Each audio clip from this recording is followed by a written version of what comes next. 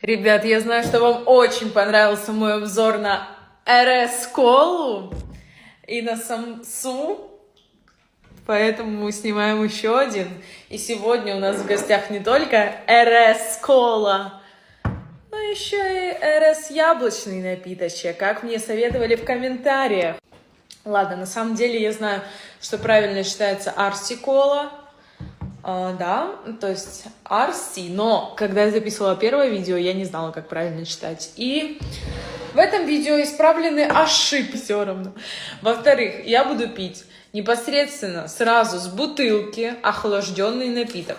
Ну, то есть не просто, как я наливала себе в стаканчик и пила, а именно с бутылки, чтобы, как мне писали, все газики оставались на месте. И будем пробовать с вами не самсу, а самбуса или самбуса называется.